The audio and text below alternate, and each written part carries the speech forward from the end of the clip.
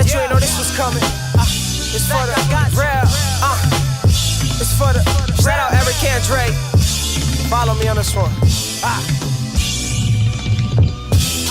Say hello to Mr. Recess, the aftermath of back cuts, making sure we eat next, cause we just might end it all off the deep end. These dark nights got us close to jumping off the heat ledge, trying to do right like 3 lefts around the block, where mothers planning grocery shopping around the rocks. There's not a lot of opportunities. When I was growing up, we had a lot of opportunities. Like we had Hot Wheels, we had many different community activities that kept us occupied and always having something to do, always having something to look forward to. I mean, as we grow up younger, we always want to have fun, you know what I mean? And really, there's not really much to do anymore for the young kids. There's just a lot of kids out in the streets already falling victim to the streets.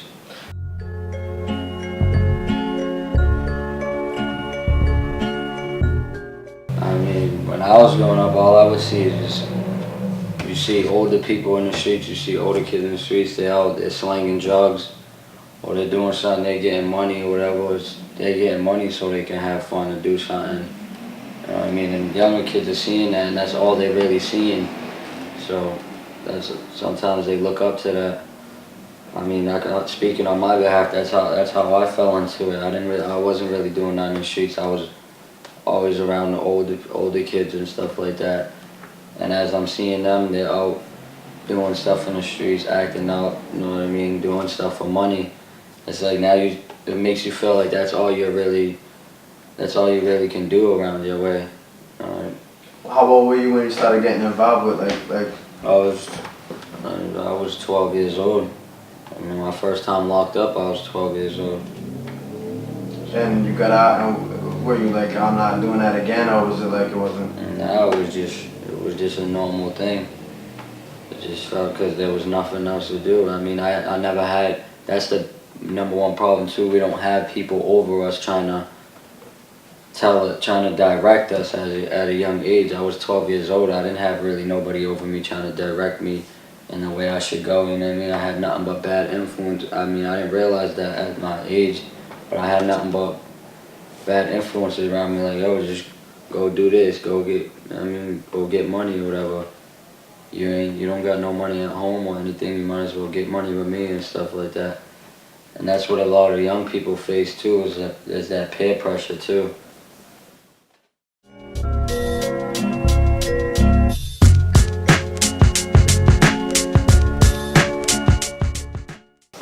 I got kicked out of school. I got kicked out of school because I caught an offense nowhere near school, not even during school. And somehow the school found out and they told me I can't go there no more. What grade were you in? I was in 6th grade. I just made it to middle school. So you didn't get past middle school? No. You got pushed out of the school system? I was pushed out of the school system in 6th grade. For a charge you caught outside of school? Outside of school. Okay. For a BB gun. For a BB gun? Yeah. If you don't mind, what did you do? I had a BB gun and all I did was, me and my friend was just shooting each other, shooting people around and stuff like that, just acting up with the BB gun and stuff like that, and then I got arrested or whatever. I mean, nothing really happened, I just got summoned to court, and that was really it. And then after a while, it just started turning into a big thing, that then they kicked me out of school, and then I'm feeling like, you know what I mean, everyone's making me feel like I'm this bad kid and that I did something so wrong, and then I was just getting so angry, and it just started going downhill from there. Mm-hmm. You know what I mean? Then they put me into a school, an alternative school, where there's nothing but kids acting up and stuff like that. I mean, that was the problem too, is that they just force kids out of school from minor things. I mean, I understand shooting someone with a BB gun ain't the right thing to do, but we're all young, we all make mistakes before. That doesn't mean my first time doing something, I gotta get put into this school, and now I'm with nothing but people acting up all day and stuff like that, and that's all there is every day. I'm not learning nothing in school, so I fell victim to that.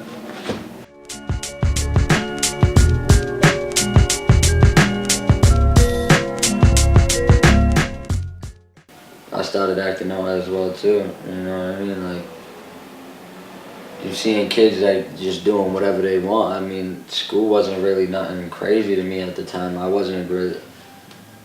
really wasn't looking forward to anything in school at the time. I was still young. School was whatever to me, so I seen kids doing whatever they wanted, so I was doing whatever I wanted too. I wasn't trying to hear nothing.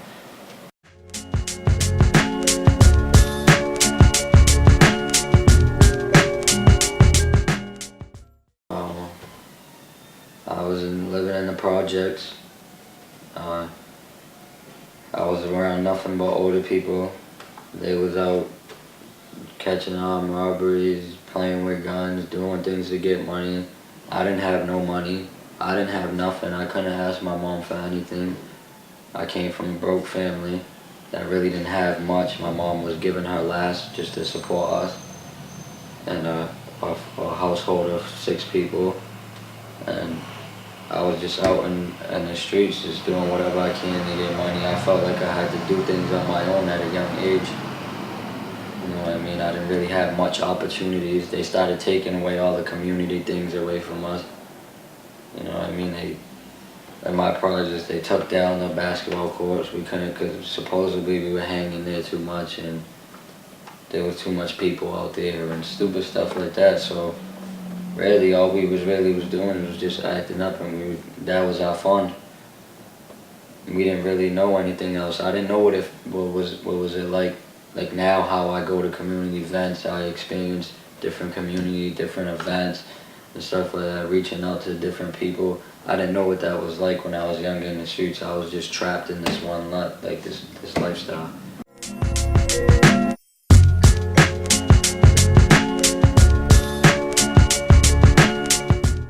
I was in and out of jail since 12, so it was like acting up, going to jail, coming out, acting out, going to jail, all the way up till now, all the way up until like 19. What was the change when you turned 19? What was the difference? Well, I was going through the juvenile system, so that's the thing that a lot of young kids face today too, is that when you're a juvenile, now these older people that are in the streets, they need younger people to do stuff for them. You know what I mean? And that's the reality. That's the way it is in the streets. So if you're older and you're slinging guns, you're slinging drugs and stuff like that, you ain't trying to go to jail, because your time is going to be more than this young kid that can get caught with it and only do 30 days in a juvenile system. So I was in the juvenile system all the way up until 17, well, really 18, but I actually hit real jail at 17, because once you turn 17, you're considered, if you catch a charge, you could get charged as an adult. But when I was a juvenile, I was catching stupid cases because I was young, you know what I mean? Like, whenever older people needed something done, I would be there to do it. I would be like, yo, and it wasn't because it was the peer pressure, but not only that, it was just, this was my lifestyle. I thought this was all I had, was the street, so I was just so loyal to it. So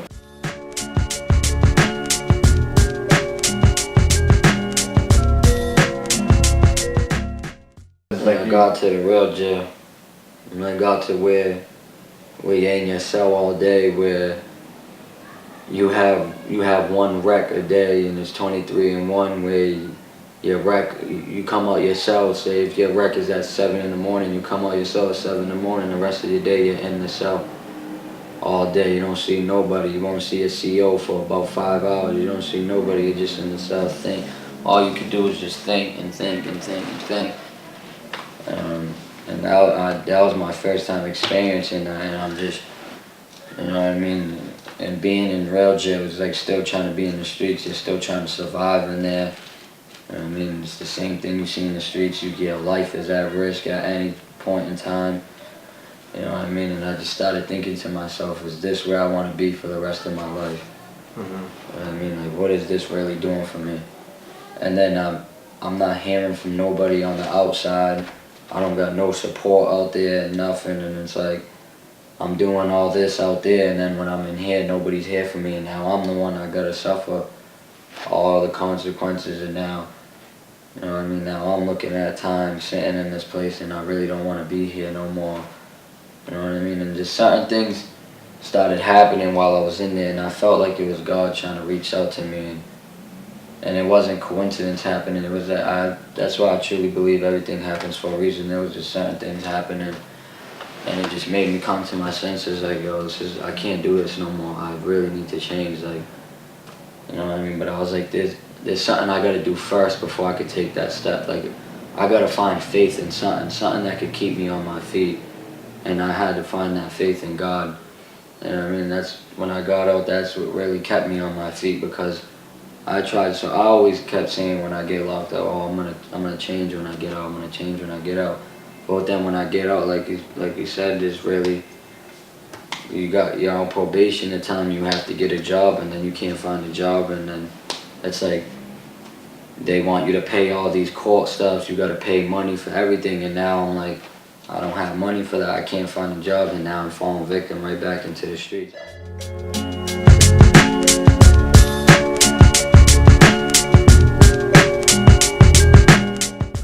I mean, for the first month or so, it was like whatever, you know what I mean? I was just like, I gotta stick it out.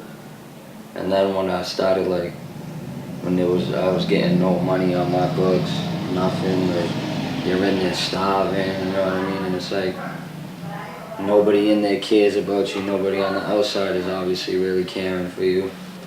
And it's like, I was like all alone, and I'm like, you know, the only way I can make things better is by myself. I gotta take this step for myself.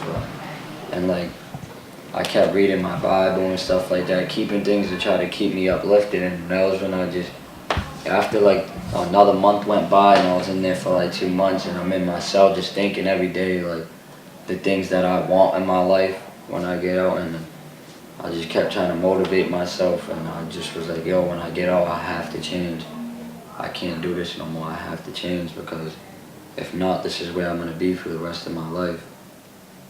And I came to my senses because people always told me when I was younger, you're going to end up dead or in jail, and I never believed it until I had experienced in the streets where my life was on the line, and I had to like kiss my rosary beads because I just almost died, and then there I was. I ended up in a cell. I was a child, not more than a child, when I heard somebody say. When I first got out, I mean, I was still kind of in the streets. I mean, that was with court and all that stuff, it was stressing me out, because it's telling people at a young age, people still try to like run your thoughts, like, oh, you're a felon, you're a felon, you're probably really not gonna find too many jobs and stuff like that. So just try to look for a job, and I really couldn't find nothing. Well, when I first got out, I still wasn't really motivated like that. I mean, like, I wanted that change, but I still didn't like take that step. Eric, you on the phone? The interview right now. Oh, sorry. Check in with me. Okay. And will you be able to get the phone? Yeah. All right, good. Do that till I check that. I'm doing okay. Where was that? You were saying that you was looking for a job, like when you got out? Sorry. Yeah, I wasn't really I mean, I wanted that change, but I really wasn't taking the steps to make the change yet. I was still kind of in the streets and stuff like that, and that was when certain things were happening in my life where I didn't have nobody. I still really didn't even have, I was worried about having a roof over my head, really not having nowhere to live or anything like that. And that was when certain things were just happening in my life, and I just knew it was God trying to talk to me. So I reminded myself that I need to put my faith in something to keep me on my 10 toes. So I got into church and stuff like that, and I found my faith in God, and that was what just kept motivating me every day. I had people over me, and that's why I thank God, because He put people in my life that were really showing love to me and really wanted to see me do good and really trying to steer me down the right path, because I needed that guidance as well. Like, I kept telling myself all I know is the streets, but God put them people in my life to really show me the way to go. I needed that guidance, and that was when around like a month after I got out, I was going to GED classes and stuff like that, but I still wanted more. I wanted more than that. Like, I just had that drive in me, like something was just stirring up in me that I wanted to really, really change my life. Like, I was done talking, I wanted to just change my life. And I just was so hungry to change. You know what I mean? I didn't want to be looked at as just labeled as a street kid.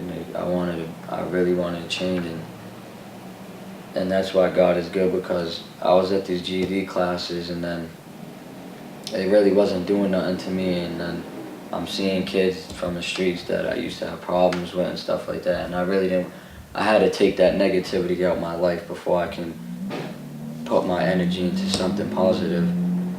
So something was starting me up to just come to YouthBuild, and once I came to YouthBuild, they just provided me the opportunities that I needed to just keep on moving and make a change in my life. Where did you find out about YouthBuild? I knew about it from a long time ago from a past friend that went to this school, but when I was at this GED classes, I was like, nah, I can't come here no more because it's just too much negativity, and I didn't want to see myself fall, because I knew I was prone to fall at any time, and I needed to keep myself running. I needed to keep in the race, and I don't know, it was mad crazy how it just came to my head that YouthBuild. And I didn't really know nothing about YouthBuild at all. I didn't know how they ran or anything. I figured I was just going to go like this same class, but I was going to be with different people. I was just going to go to this school and get my GED. And I ended up coming here, and something just stirred me up to come here. I ended up coming here and signing up, and there was much more to the program than I thought. And that's why I believe it was a blessing from God, because there was just so much opportunities for me, and it just helped me change. It helped me to keep changing. What do you feel like are some of the accomplishments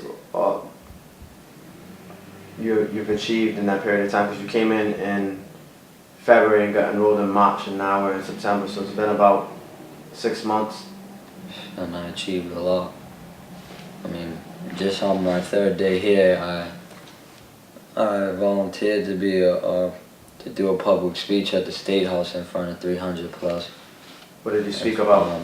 I spoke about the difficulty of how, or not even just the difficulty, on how it is for us young people growing up in the streets. What was it like to be in the streets? And my thing is, I volunteered for a reason, because I was at a point where I was already making a change in my life, and I wanted younger people with me to make a change as well. So when I did that speech, my motive was to really just inspire somebody out in that was in the 300 plus crowd. I really wanted to inspire young people, so I spoke about how it was to be in the streets and how not all of us grew up with a silver spoon in our mouth. You know what I mean? And I wanted these higher people, like state representatives and stuff like that, I wanted them to see how it is for us, and how we don't just choose to be in that lifestyle, and how we don't just choose to do things like that. All right. What are some of the other accomplishments that you had? After that, I volunteered at UMass to do a 9-week course. What was that like? On leadership and civic engagement, and that was a blessing as well too, because I just had something stirring up in me that I didn't want to just help myself. I wanted to help people too.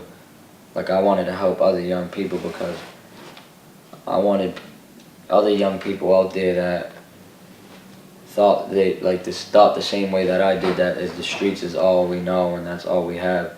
I wanted to help younger people to see what I seen, that there's more to life than to just be in the streets. So that UMass class really helped me out a lot, because it was teaching me how to be a leader. I mean, I learned a lot about how to become a leader in that class. What did you think leadership was before going into that class? Just not to be a follower, just you being able to lead a group of people. I mean, anybody could be a leader. Mm-hmm. That's how I looked at it, but that class really exposed me to a deeper definition of a leader, like a real leader. What do you think that some of the definition or some of the thoughts that stick out that you developed from that?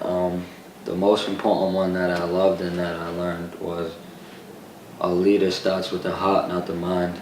And that was one of the most important ones I learned, because anybody can lead, but like to really gain followers, like my mission was to gain young people, and like the only way I could really gain young people was like if I showed them that I really cared. And that's the thing that's hard for young people out there, is because some people even do try to talk to them, but you have to really show them that you care. And like when you could start with the heart and just show love for a person, because some people just need that love, and if you just love unconditionally, that's what really you can gain followers that way. And that was the most important thing that I learned there. All right. What was the experience being from, like, 6 months beforehand you were incarcerated, and then 6 months later you're in a college class at UMass Dartmouth with graduate students? It was a blessing. It felt like, I don't know, honestly it felt like such a blessing, but I still wanted more. I was just still hungry for more, like this ain't it. I know God has way more in store for me than just this. And every day even sometimes I would even think to myself, like, wow, am I really doing this? I felt like I'm in a dream, like, and I have people coming up to me like, yo, are you really? Nah, that's not Marquis. That's not Marquis. Is he really doing that? This kid that used to just be a bad kid, just running around the projects, always in jail, and it was just a blessing. Like, yo, I've been out for 6 months without stepping back into a cell. So it was a blessing. I felt good. And how did you feel you related to the college students? Because there was grad students in there, there was student leaders. Did you feel like you fit in? Like, yeah, it made me feel good about myself too. That was what was really like encouraging me too. Was like some of these kids that are in college, some of them even came from the same background as me. It's like we really wasn't no different. I felt like I fit in. Like I didn't feel out of place or anything. At first I was kind of under pressure, like, wow, I'm with a bunch of grad students, I'm gonna sound stupid in here. But like, I felt like I fit in right with them.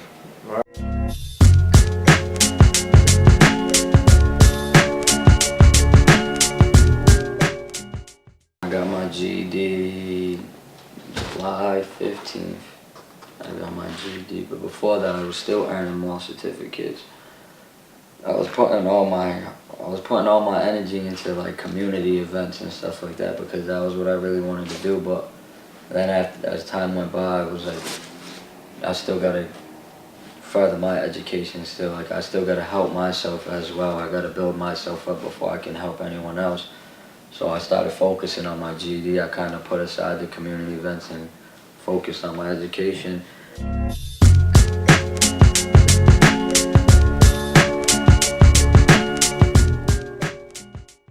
I just want all the young people out there to know that there's more to life than to just being in the streets. I mean, I know if I can do it, then anybody can do it. If I stand here today as a felon, where people once told me that as a felon you wouldn't amount to nothing, and that you can't get any jobs out here, and they try to predestine our futures. But I stand here today with my GED, my PACE certification, my pre-apprenticeship in construction. Just completed 675 hours of community service. Now I can move on to college. I stand here with a job today. I got a job at Ocean Spray, and I'm making real good money as a felon, and I'm ready to move on into college. So I just want all the young people to know that they can do whatever they put their mind to. You just have to envision success, and you have to just really put your mind into it, and you have to sell out to buy in. You have to sell out the old person that's really not you to buy in the real you. And you can do whatever you put your mind to. Just find the right resources and the right people to guide you in the right way, and just if you put all your energy into something positive, that's what your outcome will be. And if you keep putting all your energy into something negative, that's what your outcome's going to continue to be. So, just be encouraged. I was a child, not more than a child, when I heard somebody say, I was a child, not more than a child. somebody